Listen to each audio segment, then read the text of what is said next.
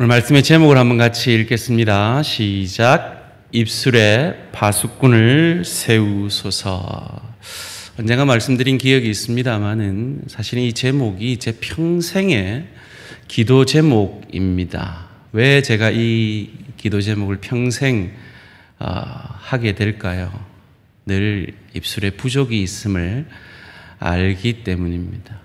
그렇습니다. 우리 모두는 입술에 부족함을 느낍니다. 그래서 야고보 사도는 3장 2절에서 우리가 다 실수가 많으니 만일 말에 실수가 없는 자라면 곧 온전한 사람이라 능히 온몸도 굴레 씌우리라 하는 말씀을 통해서 말에 실수가 없으면 온전한 사람인데 우리 모두는 말에 실수가 많은 불완전한 사람임을 말해주고 있습니다. 그렇습니다. 말은 참 중요합니다. 말을 바르게 사용한다는 것 참으로 중요합니다. 그런데 그만큼 어렵습니다. 전 유엔 사무총장이었던 한미 슐드라는 분은 말의 중요성에 대해서 이렇게 얘기합니다. 자기와 결혼하는 사람은 적어도 T.S. 엘리어트를 이해해야 한다. 언어가 인생의 3분의 2인데 이 정도를 이해하지 못한다면 나하고 대화가 안 된다라고 말했습니다. 그래서 이분이 누구랑 결혼했을까요? 아무하고도 결혼 못하고 혼자 독신으로 늙어 가셨답니다. 구계명, 오늘 본문 20절 말씀입니다. 내 이웃에 대하여 거짓 증거하지 말지니라. 이 구절은 1차적으로 거짓말하지 말라는 말은 아닙니다. 법정 용어입니다. 법정에서 거짓 증인이 되지 말라는 것입니다. 요즘은 지문도 있고 CCTV도 있고 여러 가지 과학적인 방법으로 수사를 합니다만은 그 시대에 법정에서 주된 판단의 기준은 증인이었습니다. 그래서 신명기 19장 15절에서는 사람이 모든 악에 관하여 또한 모든 죄에 관하여는 한 증인으로만 정할 것이 아니요 두 증인의 입으로나 또는 세 증인의 입으로 그 사건을 확증할 것입니다. 증인이 그만큼 중요했다는 겁니다. 그래서 거짓 증거하지 말라, 증언하지 말라는 것은 1차적으로 그 공동체를 행복하게 하기 위한 하나님의 방법이었습니다. 말이 얼마나 중요한지요. 성경의 여러 주제들 중에 가장 많이 다루어주는 주제 중에 하나가 뭐냐? 혀의 문제입니다. 말의 문제입니다.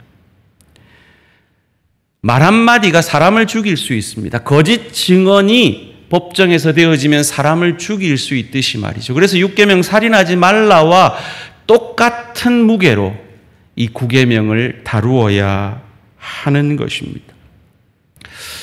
우리는 법정에서 평생 법정에서 증언할 일이 있겠습니까? 많은 이 10계명이 공동체를 위해 주신 계명이라면 내가 법정에서 증언하지 않을지라도 내 입술을 통해 공동체를 깨뜨리고 공동체를 아프게 하고 내 가정을, 내 일터를, 주의 교회를 힘들게 하지 말라라는 말에 대한 하나님의 포괄적인 명령이 이 계명 가운데 들어있다라고 믿습니다.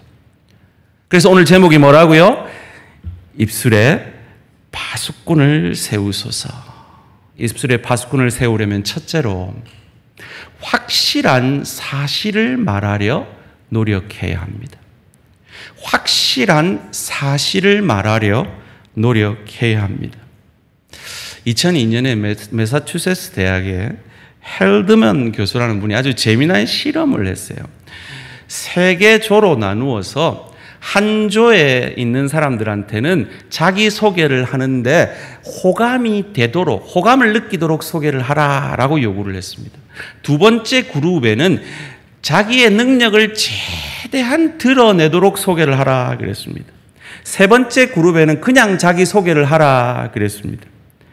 그런데 이 소개를 마치고 난 이후에 조사를 해보니까 자기를 호감을 느끼도록 소개를 하라고 한 그룹들은 평균 2개의 거짓말을 했고요.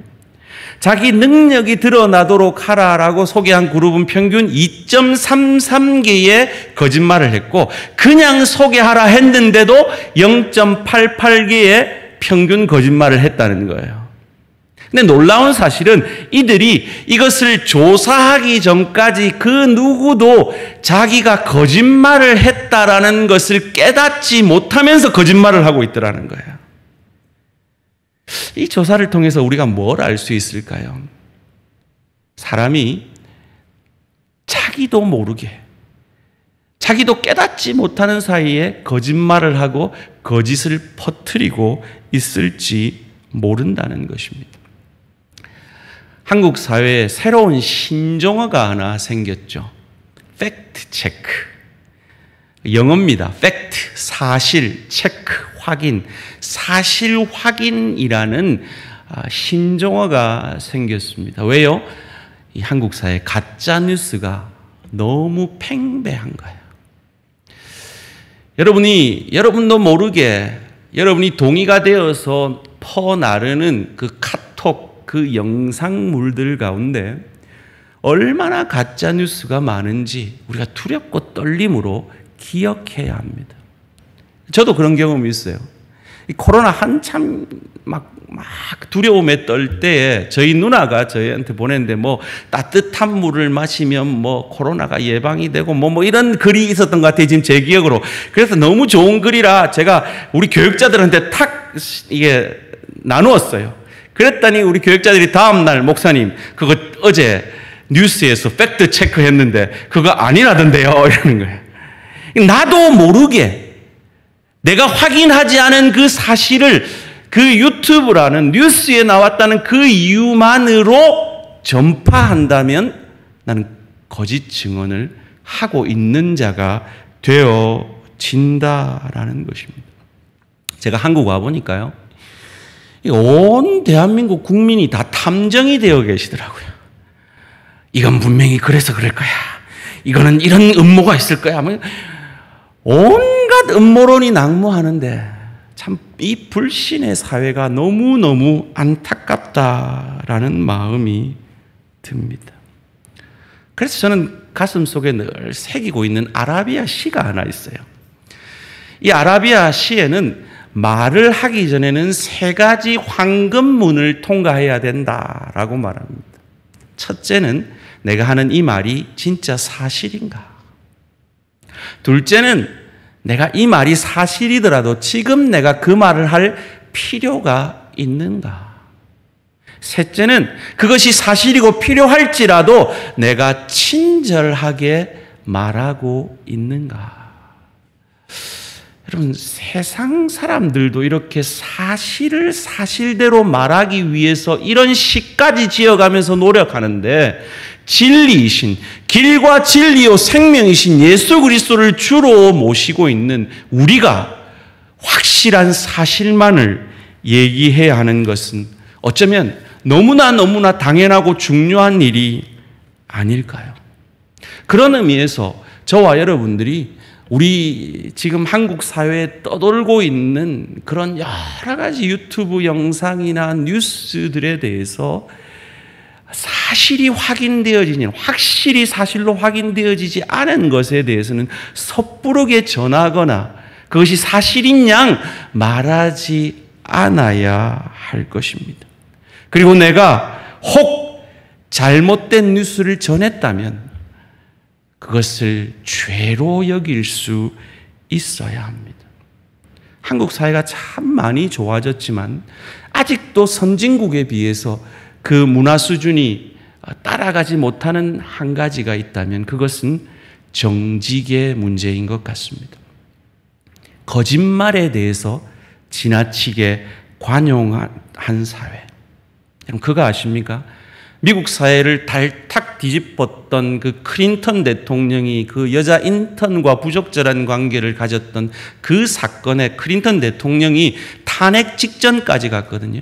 근데 그가 탄핵 직전까지 갔던 것은 부적절한 관계를 맺었기 때문이 아니라 그것에 대해서 거짓 증언을 했기 때문이었습니다. 다양한 인종이 살고 있는 그 미국 사회를 유지할 수 있는 유일한 힘이 정직이기 때문에 그들은 아무리 대통령이라도 정직하지 못한 부분에 있어서는 철저하게 다루는 것입니다. 여러분, 우리가 일본 하면 참 마음에 분노가 좀 있잖아요. 그래서 한일전, 뭐 야구든 축구든 배구든 뭐든 간에 한일전은 꼭 이겨야 되는 그런 정서가 우리에게 있지 않습니까? 그런데요, 여러분, 제가 2000년 기준으로 법무부에서 발표한 그 자료를 보니까 무고 사건, 즉 억울하게 누명을 씌운 그 사건이 우리나라에서 일어난 그 무고 사건이 일본에 비해 1483배랍니다. 일본이 우리보다 인구가 많기 때문에 인구비로 따지면 4151배가 한국이 더 많답니다. 위증 사건은, 위증 피의자는 일본보다 240배가 많답니다. 인구비로 하면 671배가 많답니다. 그런데 여러분, 일본은 겨우 1%의 기독교인이 있습니다. 한국은 25%의 기독교인이 있다고 합니다. 이 현상이 도대체 그것으로 보면 말이 안 되는 현상이지 않습니까? 인류 역사상 최초의 범죄는 거짓말로부터 시작됐습니다. 창세기 2장 17절에 하나님은 저 선악을 아는 나무를 따먹게 되면 정령 죽으리라 그랬습니다. 근데 사탄은 그것을 결코 죽지 아니하리라는 거짓말로 우리를 유혹했습니다. 인류 최초의 죄가 거짓말이었다면 우리가 이 거짓말에 대해 두렵고 떨리는 마음으로 떨쳐내어야 하지 않을까요? 요한복음 8장 44절은 우리에게 말합니다. 너희는 너희 아비 마귀에게서 났으니 너희의 아비의 욕심대로 너희도 행하고자 하느니라. 그는 처음부터 살인한 자요, 진리가 그 속에 없으므로 진리에 서지 못하고 거짓을 말할 때마다 제 것으로 말하나니 이는 그가 거짓말쟁이요 거짓의 아비가 되었습니다. 거짓은 사단의 것입니다. 거짓말은 사단의 것입니다. 우리는 더 이상 그 거짓의 아비인 마귀에게 속한 자가 아니라 길과 진리요 생명이신 하나님께 속한 하나님의 사람들인 것을 믿으시고 확실한 사실만을 말하는 저와 우리 모든 성도님들 되시기를 주님의 이름으로 축원합니다. 여러분, 특별히 우리는 복음을 전해야 되는 하나님의 사람 아닙니까? 그런데 우리가 말하는 그 말 중에, 우리가 보내는 그 카톡 메시지들 중에 진리가 아닌 것이 진리인 것처럼 내가 진리로 믿고 있다라고 보낸다면 어찌 우리의 복음이 능력이 있겠습니까? 그래서 성령이 말합니다. 성경이 말합니다. 우리 보고 맹세하지 말라 그럽니다. 왜요?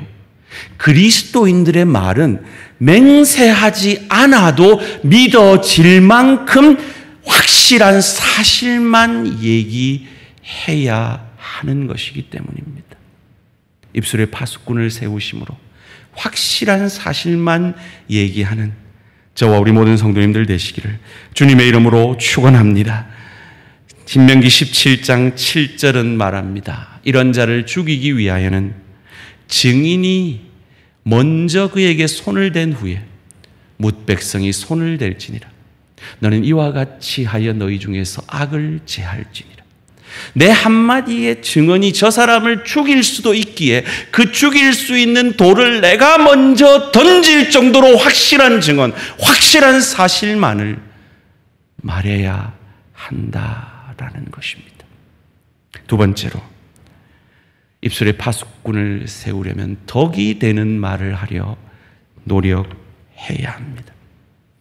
그렇습니다. 진실을 말하는 것 중요합니다. 사실을 사실대로 말하는 것 중요합니다. 그런데 물어야 합니다. 그 사실을 말할 필요가 있는지, 그리고 그 사실을 말할 필요가 있더라도 내가 친절하게 말하고 있는지, 그것을 성경은 덕이라고 말합니다.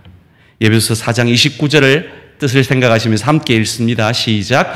무릇 더러운 말은 너희 입 밖에도 내지 말고 오직 덕을 세우는 데 소용되는 대로 선한 말을 하여 듣는 자들에게 은혜를 끼치게 하라. 아멘. 우리의 말의 목적이 뭐라고요?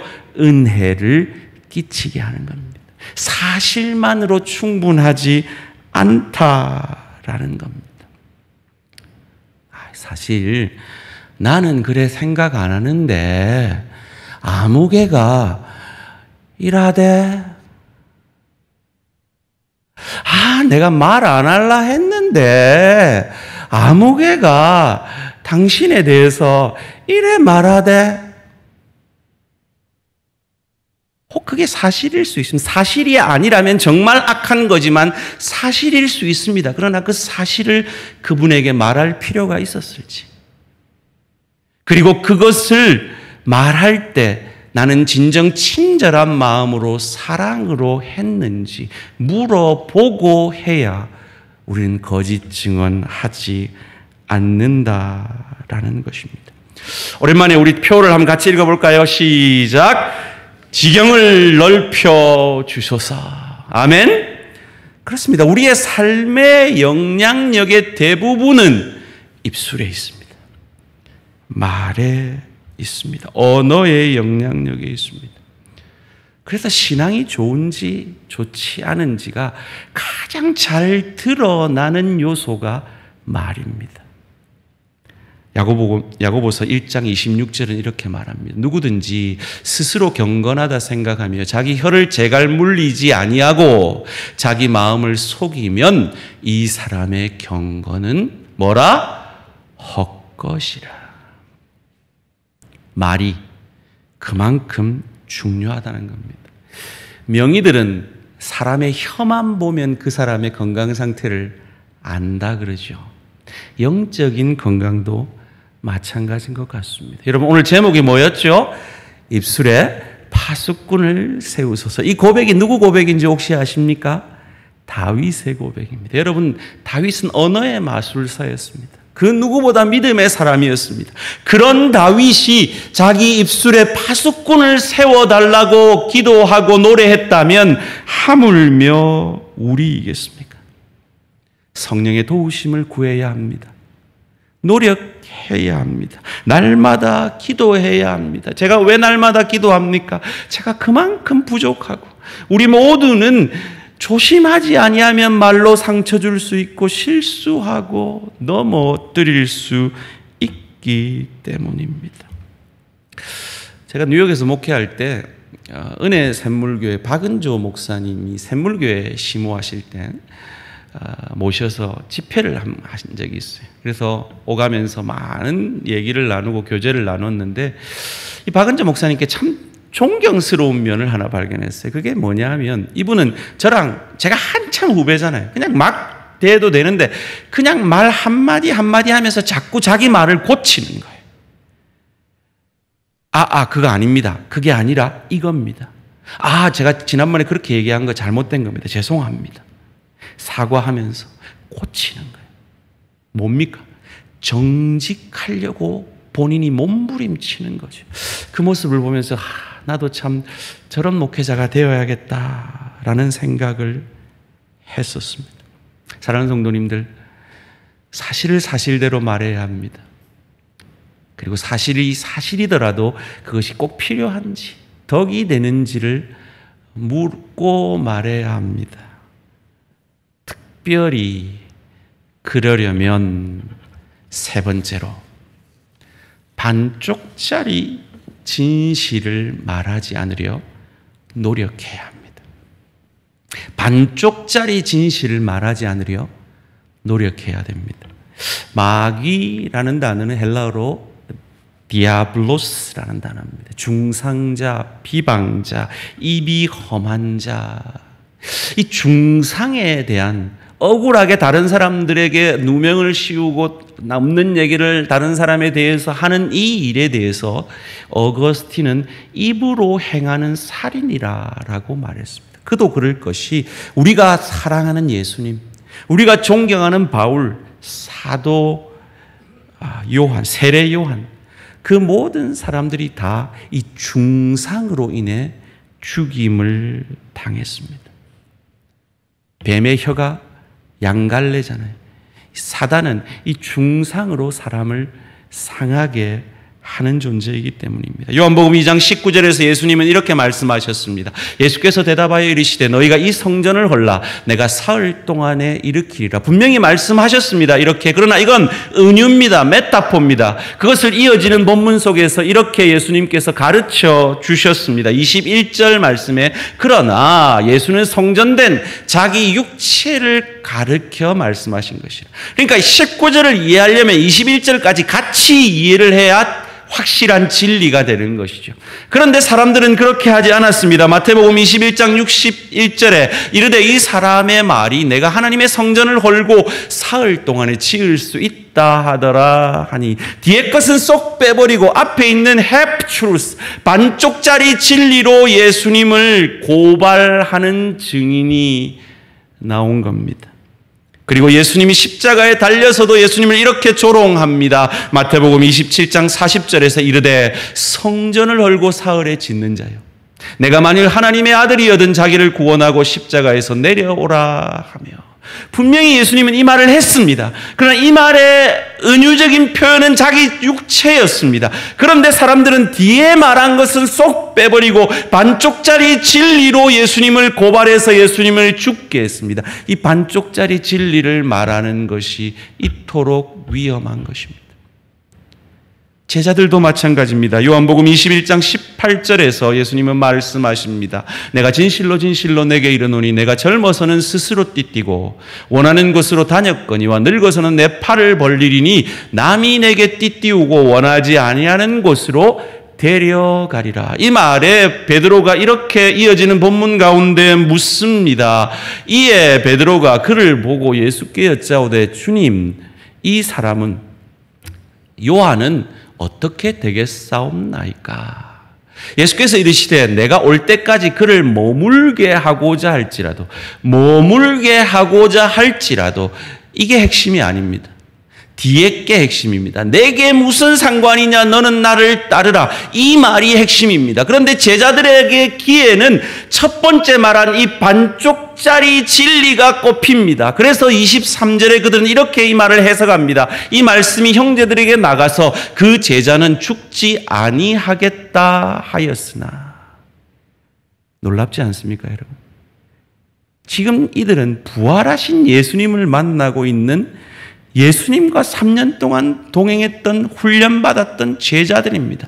그들도 반쪽짜리 진리에 이렇게 반응하고 있다면 하물며 우리겠습니까? 자기 주관적, 자의적 해석을 멈추어야 합니다. 참 말이 어렵습니다. 이번 추석 때 참 재미난 일이 있었어요. 제가 교회에서 일하고 있을 때 우리 권사님 한 분이 저희 집에 떡을 갖다 주셨어요.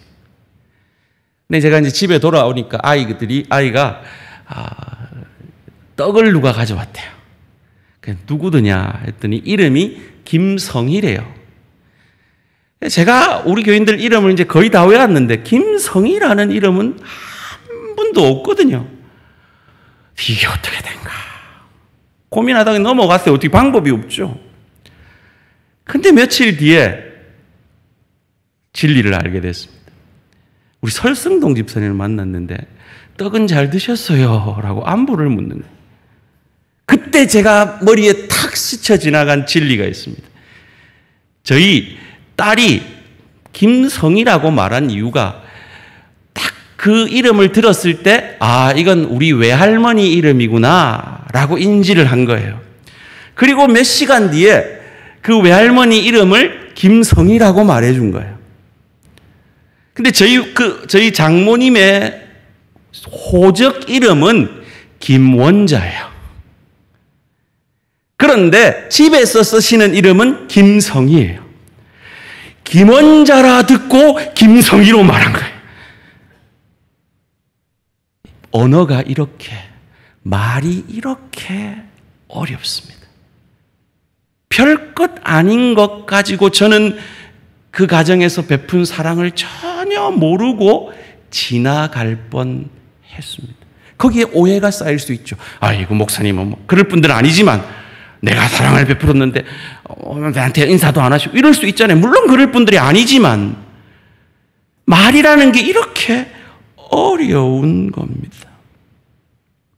그럼 제자들이 이랬다면 하물며 우리겠습니까? 교회는 거짓이 넘쳐납니다. 한번 해볼까요? 믿으십니까? 인정하십니까? 교회는 거짓이 넘쳐납니다. 왠지 아십니까? 교회는 천국이 아니라 병원이기 때문입니다. 우리는 아직 우리 안에 있는 죄를 치유받아가는 과정 속에 있기 때문입니다. 인간이 언어로 말미암아 죽을 죄인인 것을 사도 바울은 로마서 1장 29절에서 인간의 죽을 죄를 나열하면서 그 마지막에 수군수군하는 자요, 가십하는, 남 얘기 안 좋게 하는 사람들을 넣고 있습니다. 구계명은 모든 잘못된 말, 거짓된 말을 금하라라는 명령으로 이해한다면 우리는 구계명 앞에 고개를 들 수가 없는 부끄러운 죄인들입니다. 이것이 십계명의 1차적인 목적입니다. 우리는 십계명 앞에 섰을 때 부끄러워야 됩니다. 우리의 죄가 아파야 합니다. 슬퍼야 합니다. 거기에서 복음이 시작되어지기 때문입니다.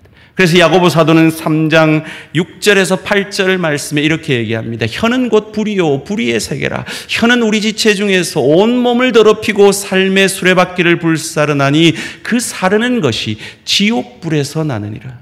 여러 종류의 짐승과 새와 벌레와 바다의 생물은 다 사람이 길들일 수 있고 길들여 왔거니와 같이 읽습니다. 시작. 혀는 능히 길들일 사람이 없나니 쉬지 아니하는 악이요 죽이는 독이 가득한 것이라. 아멘. 그렇습니다. 혀를 길들일 사람은 없습니다. 그러기에 우리는 구계명 앞에 절망합니다. 그러기에 네 번째로 우리가 말의 문제가 될 때마다, 말로 인해 상처받고 상처 줄 때마다 구속의 은혜, 나 같은 죄인 살리신 주님의 십자가 은혜에 감사하며 나의 절망으로 끝나는 것이 아니라 그 절망 속에서 우리가 아직 죄인 되었을 때 그리스도 예수께서 우리를 위하여 죽어주심으로 우리를 향한 하나님의 사랑을 확증하여 주신 그 은혜에 감사함으로 우리의 입술을 날마다 그 십자가 보혈에 적셔서 확실한 사실만을 말하려도, 덕을 세우는 말을 하려고 반쪽짜리 사실을 말하지 않으려 노력해야 하는 것입니다. 여러분, 죄가 들어오면 입술이 가장 먼저 타락합니다. 그것을 아담이 보여줬습니다. 하나님이 아담 보고 이름 지으라 그래서 시인이 됐잖아요. 호랑이를 볼 때 너는 호랑이야, 타이거야. 사슴을 보니까 너는 사슴 같구나. 그 어떻게 그런 말을 만들었는지, dear, 참 사랑스럽구나. 여자를 보고는 어땠습니까? 뼈 중에 뼈요, 살 중에 살이다. 남자로부터 나왔으니 너는 여자라 할 것이다. 이 시인이었던 아담이 죄를 범하고 나서는 그 입술이 어떻게 바뀝니까? 당신이 주신 저 여자가, 왜 우리가 입술에 범죄함을 날마다 경험하며 절망하고 낭망할 수밖에 없습니까? 우리가 아담의 자손, 죄의 자손이기 때문입니다. 그런데 그런 아담에게 우리 하나님이 가죽옷을 입혀주셨단 말이죠. 죄로 인하여 부끄러워하는 그들에게 가죽옷을 입혀주셨어요. 가죽옷을 입혀주려면 죄 없는 짐승이 죽어져야 했어요. 죄 없는 예수 그리스도가 우리를 위해 죽어주심을 예표한 것이죠.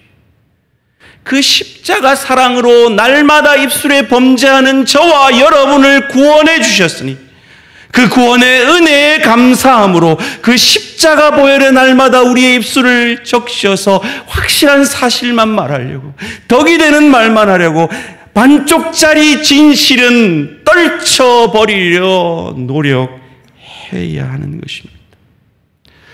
오랜 신앙생활을 같이 했던 우리 대양가족들, 아마 서로에게 알게 모르게 말로 상처를 준 기억들이, 상처를 받은 기억들이 있으실 겁니다. 그것이 해결되었으면 너무 감사한데 아직도 해결되지 못한 말로 인한 상처가 있다면 생각해 보십시오. 내가 억울한 그 억울함에 비해 예수님은 얼마나 억울하셨을까요? 그는 하나님이십니다. 하나님이 신성모독죄로 반쪽짜리 진리를 가지고 죽임당했습니다. 그런데 그 억울함을 감당해내셔서 저와 여러분을 살려주셨습니다.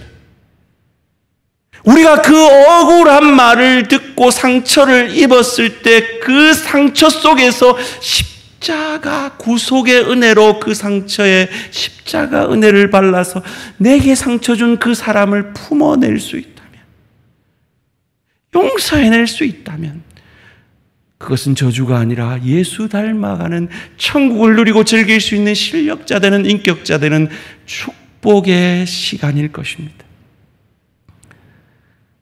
제가 말씀을 준비하면서 어젯밤에 퍼뜩 생각이 난 한 성도님이 있습니다. 이 성도님이 교회 안 나온다 그래가지고요, 이민교회에서 뭐 한국 교회도 마찬가지지만 교회 안 나와, 이건 이 목사의 가슴을 후벼 파는 거거든요. 특별히 이민교회는 가슴이 철렁 내려앉는, 10년 감수하는 그런 말이에요. 근데 이분이 교회 안 나온대요. 목사님한테 시험 들었대요. 뭐 얘기를 들어보니까 전화를 저한테 하셨어요. 전화를 했는데 제가 예 여보세요, 예 집사님 안녕하세요. 그래 뭐 평이하게 얘기를 한 거예요. 근데 이분이 나가서 우리 목사님이 전화를 했는데 내 전화를 무시하고 억지로 전화를 받는 것 같이 받았다 막 이러면서 무고를 한 거예요. 그래서 제가 그분한테 가서 손이 발이 되도록 빌고 설득하고 해갖고 다시 왔어요. 여러분, 저랑 통화하신 분들은 혹시 기억하십니까?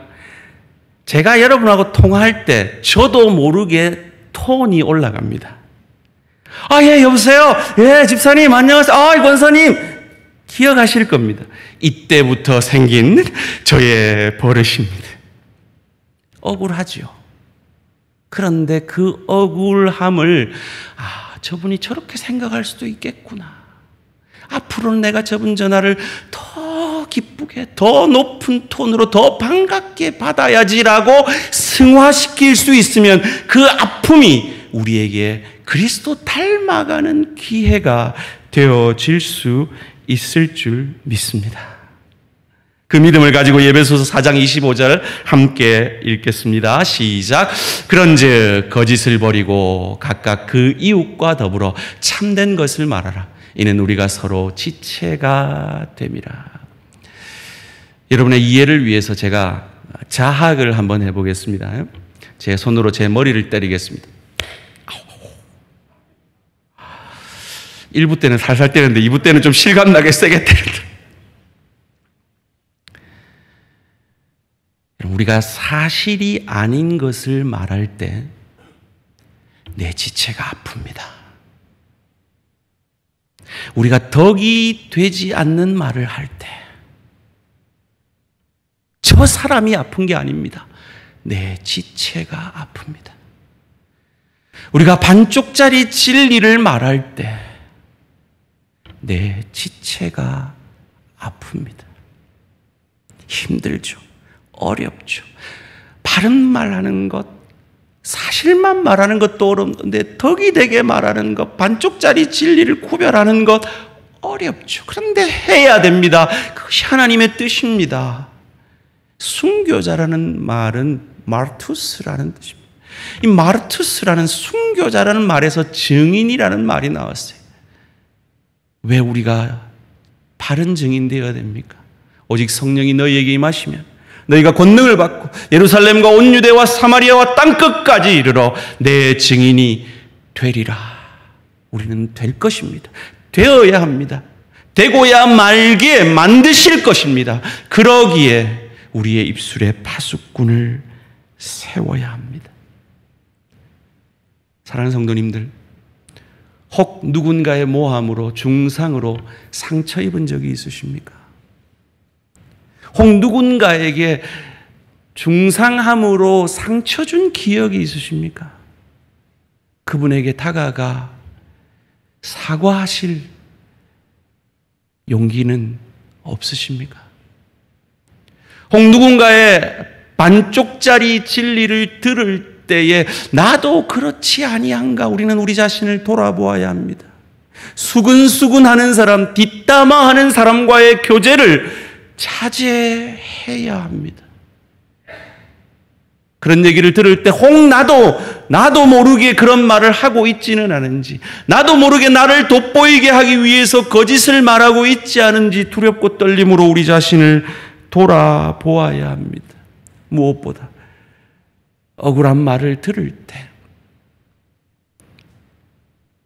네가 성전을 열고 사흘 만에 짓겠다고 하지 않았느냐, 네가 하나님의 아들이거든 내려와 그래 봐라 라는 그 억울한 말을 하는 그들을 향하여서 아버지여 저들을 용서하여 주시옵소서.